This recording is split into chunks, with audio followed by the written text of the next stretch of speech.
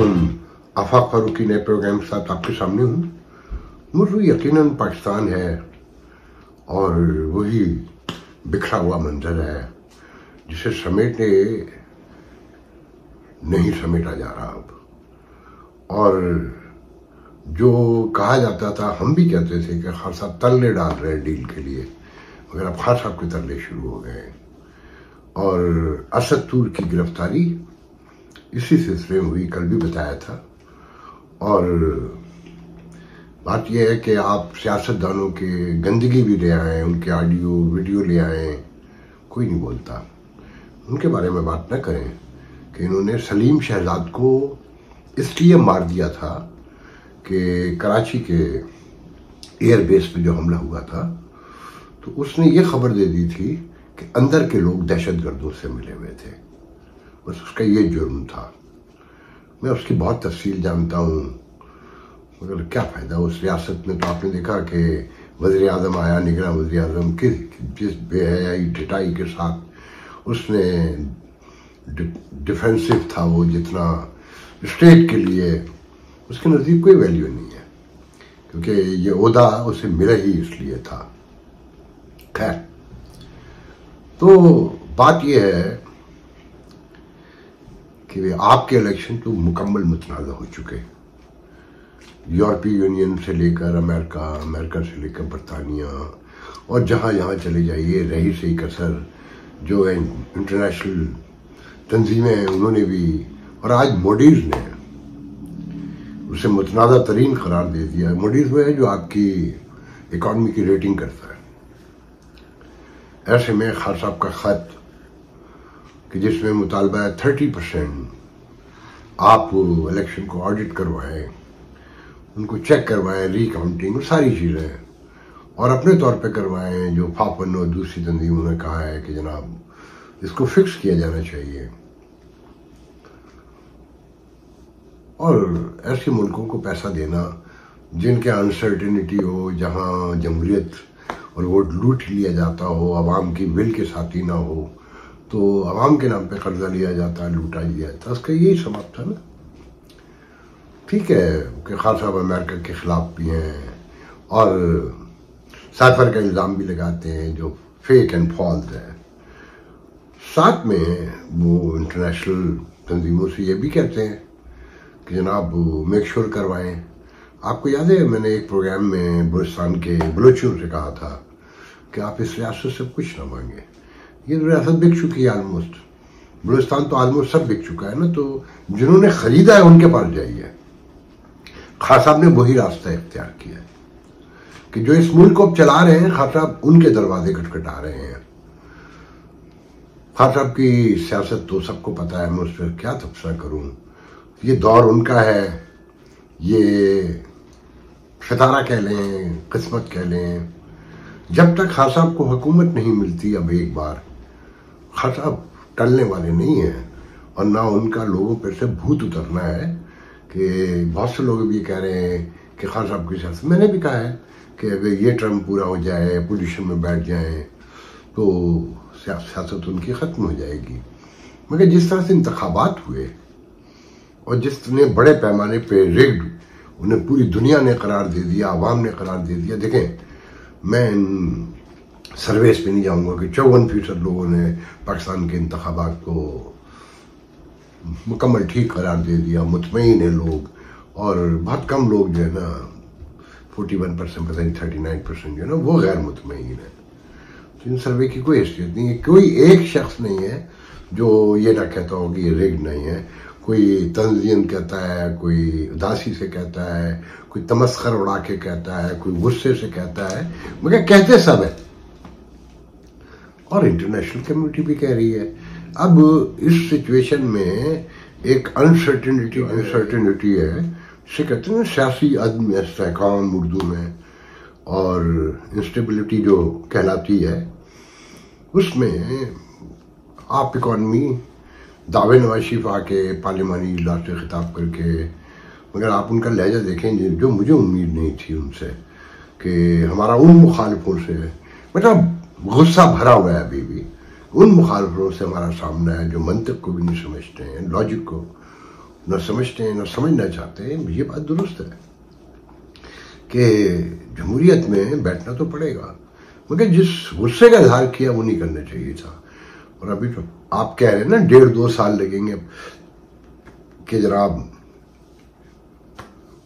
कोई बेहतरी आए, महंगाई कम हो और लोगों को कोई रिलीफ मिल सके। जो आपके मुल्क के हालात हैं, जो अनसर्टिनिटी है, जिस तरह से लोग बेकरार हैं और जो पोलराइजेशन है कि केपी के जहाँ 2/3 ऑलमोस्ट मेजॉरिटी उनके पास के तहरीक इंसाफ के पास, वहाँ पे भी शोर शराबा हंगामा। और आज बताया गया कि जी वो असम्बली मरीम नवाज जो हैं वो बैक डोर से आई। तो इस तरह छुप के आके जाके क्या निकलेगा? कुछ भी नहीं। तो बेहतर यह है कि असद तूर ने कोई जुल्म तो नहीं है कि खबर दे दी कि जो जनरल दस्तगीर जाके मिले और उनसे कहा कि देखें जी आप अदालतों से रिलीफ ले लें अगर मिलता है तो, मगर कोई हंगामा या राई ना करें, और इकॉनमी मसले में है। खान साहब ने कोई डील नहीं मांगी और कहा कि जी हमारी जो सीटें वो पूरी वापस दिलवाए और हमारे लोग जो गिरफ्तार हैं उन्हें छोड़े। उन्होंने अपने लिए कुछ नहीं मांगा, हमारी पार्टी को मजीद मत तोड़े जो पार्टी टूटी हुई उन्हें जोड़ने की जरूरत नहीं है। तो अब बताने वाले मुझे बता रहे थे आज इस्लामाबाद में कि असद तूर ने तो बहुत मुख्तसरन कहा। अब बाकायदा कई और लोग भी जा चुके हैं खान साहब के तल्ले डालने के लिए, क्योंकि खान साहब ने अब तो डायरेक्ट कॉल दे दी है सड़क पर आने की। अच्छा, और पार्टी, अच्छा फिर खान साहब अकेले तो नहीं ना, हर पार्टी, पीपल्स पार्टी हुकूमत में भी शामिल हो रही है, बलूचिस्तान में धरने भी दे रही है। तो इसी तरह मौलाना फजल रहमान ने, जिन्हें ऑलमोस्ट मना लिया गया है, PDM 2 तैयार है। मौलाना को तो जो उनकी 8 सीटें हैं उसके बदले में 3 वजारतें चाहिए। तो उन्होंने नखरे तो दिखाने थे, अपोजिशन में बैठने की धमकियां तो देनी थी। तो आज आपने सुना होगा कि सब घर पहुंच गए, नून वाले भी, पीपल्स पार्टी वाले भी और तहरीक इस्तेहकाम वाले भी और खाफ लीग वाले भी, सारे पहुंच गए ना। और एक ही बातचीत जारी रहेगी और उन्हें हमसे अयाज सादिक जो नामजद स्पीकर है नॉमिनेटेड 2nd टाइम के लिए, वो कहते हैं कि जी उन्हें मौलाना को हमसे शिकायत नहीं, हालात और वाक़यात से है। वो क्या है?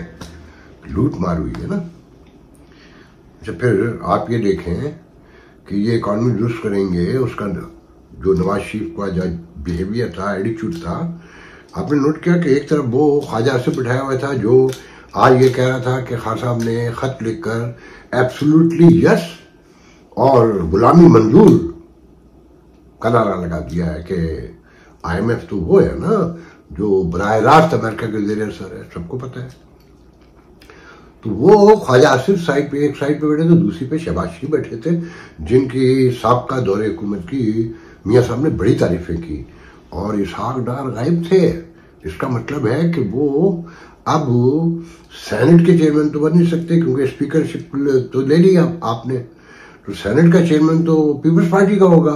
तो अब वो किसी छोटी मोटी वजारत में चले जाएंगे या साइड लाइन पे रखा जाएगा, ये मैं नहीं कह सकता, मगर ये आज तय हो गया कि वो वजीर खजाना नहीं होंगे क्योंकि ख्वाजा आसिफ साथ बिठाए गए और शहबाज शरीफ तो नॉमिनेटेड वज़ीर आज़म है ही। और फिर सबसे बड़ी खबर ये आ गई कि वो सदर जो अड़ गया था कि गैर आईनी इजलास बुलाना जब तक मखसूस नशिस्तों का फैसला न हो जाए तो मैं इजलास नहीं बुलाऊंगा।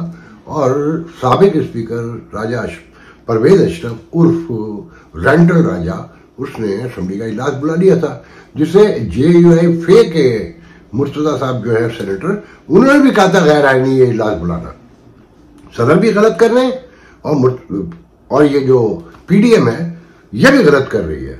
तो फाइनली सदर साहब ने रात गए कोई 12-1 बजे जराए बताते हैं, खबर छप गई है कि उन्होंने भी नोटिफिकेशन कर दिया है कि जी आप जो है ना इजलास बुला सकते हैं और इजलास कल सुबह 10 बजे होगा।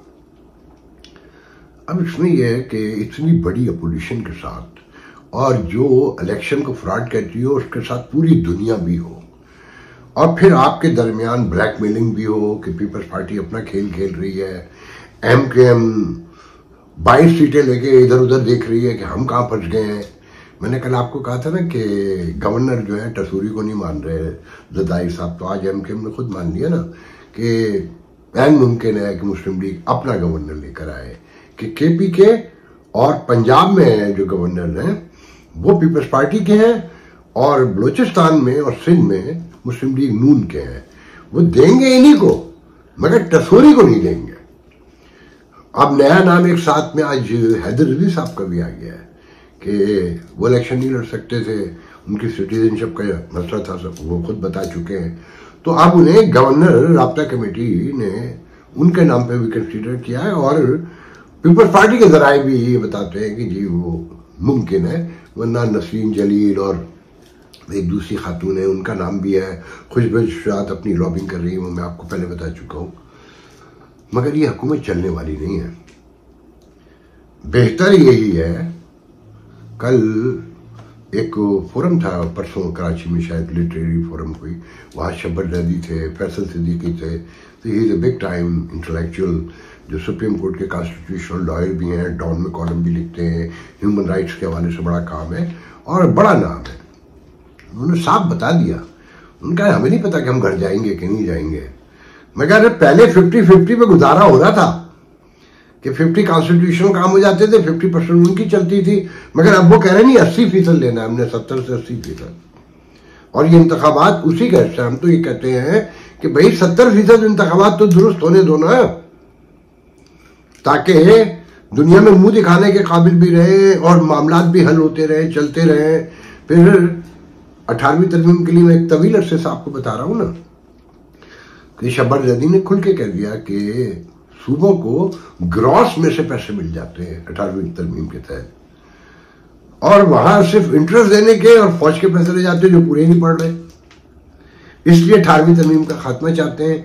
मगर इन सियासतदानों से जो इनकी बदनीयती है वो ये है कि बज़ाहिर तो फैसल सिद्दीकी कहते हैं और कैसर बंगाली वो भी वहां मौजूद थे कि दुनिया का बेस्ट पॉसिबल कॉन्स्टिट्यूशन है, दुनिया के बड़ी बड़ी मुहर्रम और बड़ी सिविलाइज्ड पुरानी डेमोक्रेसी जो है ना उनका भी कॉन्स्टिट्यूशन इतना डिवोल्यूशन ऑफ पावर जो है वो नीचे तक इतनी नहीं दिखाई गई है कॉन्स्टिट्यूशनली जितनी हमारे यहाँ है। मगर उसे टाल जाते हैं कैसर बंगाली, क्योंकि पीपल्स पार्टी को सपोर्ट करते हैं कि ये एक अलग मसला है कि जी निचले लेवल पर इख्तियारात नहीं गए, पैसा नहीं गया और सब हजम कर लिया ऊपर ही ऊपर। आज ऐलान हुआ है कि 25,000 पुलिस वाले भर्ती होंगे सिंध में और 700 समथिंग थाने बनने हैं, तो थानों के लिए 2-2.5 अरब रुपए का ऐलान किया गया है और कहा गया है मेरिट के ऊपर पुलिस वाले भर्ती होंगे। जो सिंध की डायनामिक समझ लें, 6.5 करोड़ की तकरीबन आबादी है ना, उसमें से 3 करोड़ तो ऑलमोस्ट कराची में ही रहते हैं, और हैदराबाद को अगर साथ मिला लें जहां पीपल्स पार्टी को तकलीफ है तरक्याती काम नहीं करने उसमें, तो ये 20-25 हजार में से 17-18 हजार तो यही खपेंगे ना कराची और हैदराबाद में। मगर यहाँ पे इनको जॉब जीरो मिलेगी, इनको जॉब नहीं देंगे, जॉब अंदरूनी सिंध देंगे या पंजाब के गुजरात, जेलम, वजीराबाद उन इलाकों में भर्ती के ऐलान होंगे। मैं ये खुद देख चुका हूँ कई बार। तो ये तजादात इन सियासी पार्टियों के जब तक ये आपस में नहीं बैठेंगे, लाख वहां उस कॉन्फ्रेंस में कहा गया कि उन्हें बैठने नहीं दिया जाता और नहीं ये सब बैठ सकते हैं, और अब एक नया इदारा बनाया ना कॉमर्स का, इकोनॉमी को कंट्रोल करने का, ICF समथिंग लाइक दैट, तो उसकी कॉन्स्टिट्यूशनली कोई गुंजाइश नहीं है क्योंकि उसमें फौजियों ने बैठना है।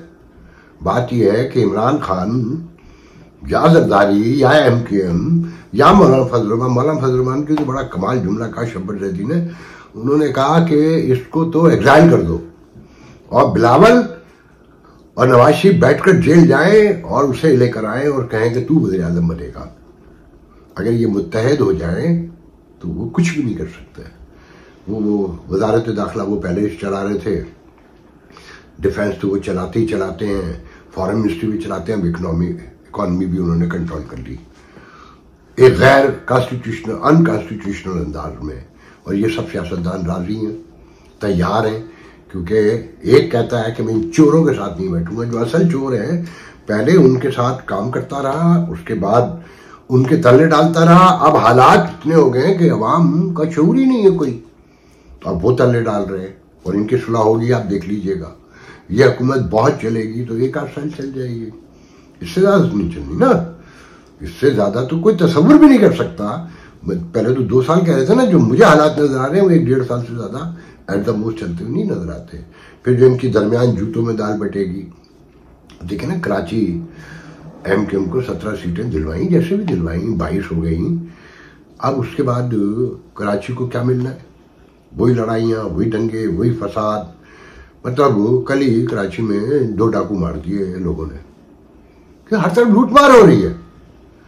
बिजली के बिल है, गैस के बिल है, या और साथ में डकैती, चोरियां है और रिश्वतों का बाजार गर्म है। जब तक ये जुड़ के नहीं बैठेंगे, इस ब्यूरोक्रेसी को कंट्रोल नहीं करेंगे, और ये फौज जो ये कहती है कि इस मुल्क को खुद मुमलकत खुदादाद तस्वुर किया जाए, और ये कायदे आजम ने दुनिया की तारीख में एक नया कारनामा अंजाम दिया कि कौमी नजरिए की बुनियाद पे, 2 कौमी नजरिए की बुनियाद पे मुल्क वजूद में आया, और ये 27 रमजान को मना। इसकी लाज रख लें, इसे चलने दें, या सिर्फ ये चलना है इसका कि सिर्फ आपने खाते रहना है, आपने एंजॉय करना है। वो जो लोग शब्बर जल्दी जैसे, फैसल सिद्दीकी जैसे और असद उमर जैसे लोग, अगर कैसर बंगाली जैसे लोग ये कहें आपस में हंस के क्राउड के सामने कि भाई मैं कह तो रहा हूं मगर मुझे नहीं पता कि मैं घर पहुंचूंगा कि नहीं पहुंचूंगा, और कैसर बंगाली ये कहता हो कि मैं तो रोज ये तय करके निकलता हूं कि पता नहीं आज घर वापस आना होगा कि नहीं होना। ये रियासत है कि अगर कोई आपको मशवरे देता है, समझाता है, तो गद्दार हो गया। आपने सलीम शहजाद को मार दिया था, सबको पता है। आज असद तूर को उठा के ले गए, इमरान रियाज को उठा के ले गए। भाई लोग यहां तक पहुंचे क्यों है, इस पे गौर करें ना। या फिर सियासतदानों की सूत्र उतारना जो है जाहिर है, आपके हवाले से ये खबर देना भी जुर्म है कि आप जेल में जाके तरले डाल रहे हैं। कब तक, कितने अरसे आप इसको ऐसे ही चलाते रहेंगे? अब ये चलने वाली नहीं है, ये जहन के हर खाने में रखिएगा।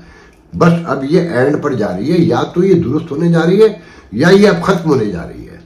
तो मैं तो आप लोगों से कहूंगा कि देखें, आखिरी बात समझ लें, आपके मुल्क के 2 सूबों में बाकायदा आर्म्स स्ट्रगल हो रही है। आज ही 6 दहशतगर्द बना के कहकर मारे गए ना शुमाली इलाकों में। ये केपी के है, राइट। बलूचिस्तान और केपी के दोनों में कोई एक दिन ऐसा बता दे कि जब वो रियासत दहशतगर्दाना कार्रवाइयों का जिक्र ना करती हो, लोग मारे ना जाते हो या सोल्जर मारे ना जाते हो। ये सिर्फ आपके 2 सूबे हैं, बलूचिस्तान, सिंध और पंजाब। लड़ाई तो शुरू हो गई है। अगर आप इस वक्त देखें, मैं आपसे ये हाथ जोड़ के कह रहा हूं कि बाहर निकल के तोड़ फोड़ नहीं करनी है। आपने गन भी नहीं उठानी है, आपने सोटा भी नहीं उठाना है। अगर आप बलूचिस्तान और केपी के अपने लोग जो मसल्ला जद्दोजहद कर रहे हैं, मैं उसके कंडेम करता हूं कि उसकी जरूरत नहीं है सड़कों पर आ जाए, घरों के दरवाजों पे बैठ जाए। अगर आप उनकी सपोर्ट में अपने घर के बाहर आकर बैठ जाए ना, लाखों की तादाद में, तो ये जो 70% से 80% पे आ गए हैं, 50% के बाद ये भाग जाएंगे। कॉन्स्टिट्यूशनली जो फैसल सिद्दीकी कह रहे थे ना कि भाई 50-50 पे गुजारा कर ले, तो ये 5% भी नहीं इनके हाथ लगेगा।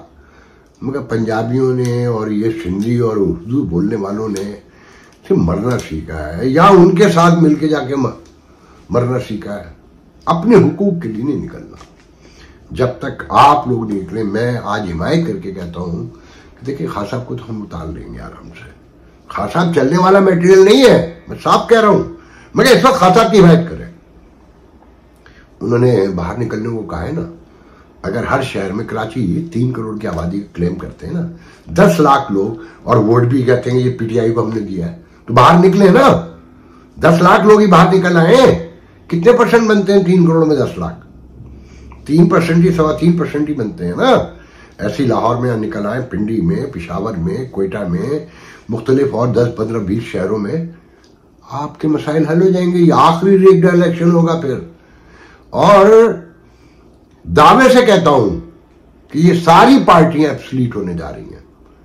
एक नवाज शरीफ की मुस्लिम लीग नून या नहीं, वो असद तूने ठीक कहा था कि शायद पीपल्स पार्टी सिंध अपना बचा ले किसी मौके पर अगले एक बार के लिए, और मुस्लिम लीग के हाथ तो कुछ नहीं आना। मैं कह रहा हूं अब कोई कुछ नहीं बचा सकेगा, अब कुछ और ही होने जा रहा है। अब आप लोगों ने तय करना है कि ये रियासत चलनी है, चलने देनी है, चलानी है या नहीं। बाकी आपकी जिंदगी है, गुजारें। हम तो सिर्फ समझाने के लिए आपसे गुफ्तगू करते हैं। आज के लिए याद दीजिए, इंशाल्लाह कल गुफ्तगू होगी। अल्लाह हाफिज।